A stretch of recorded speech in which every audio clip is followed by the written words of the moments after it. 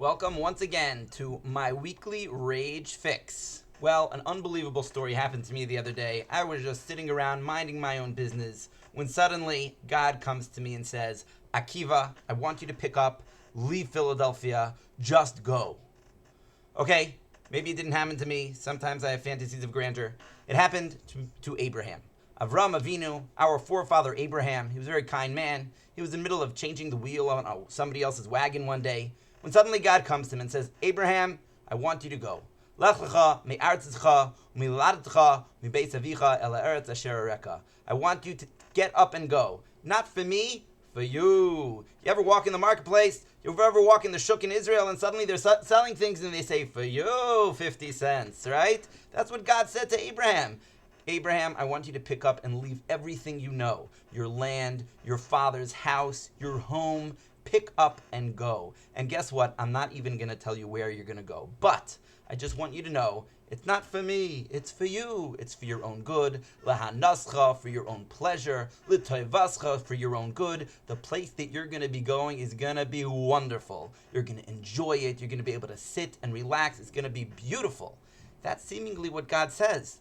The question is twofold. First of all, Abraham could have been told straight out by God, I want you to go because I said so. Abraham was a great man. If God had come to him and said, Abraham, I want you to get up and go because I said so, Abraham would listen. Why does God feel that he has to say to Abraham, go for your own good, for your own pleasure?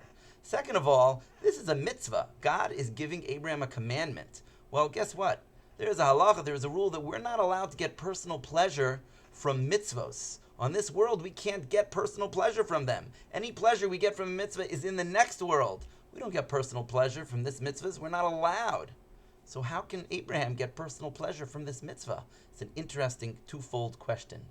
But the answer I saw, the Meimarom, Rabbi Yaakov Moshe Charlap, says a fascinating thing. He says as follows. You see, Eretz Yisrael is not like every other place.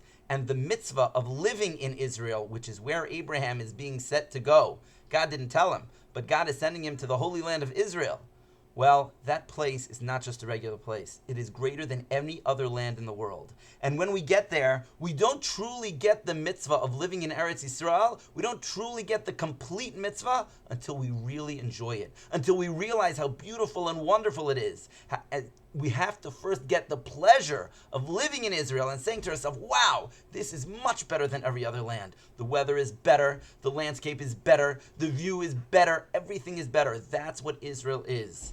So God was telling Abraham, go lehanascha and make sure you enjoy it. Make sure you get all the good out of it, because when you go to Israel, you're not going to get the complete mitzvah until you really, really, really enjoy it. That's what God was telling him. He wasn't saying it, doing it for you, because God knew that Abraham would listen no matter what. But he also knew that Abraham wasn't so into the gashmias. He wasn't into the pleasure of this world. God says, no, enjoy Israel when you go.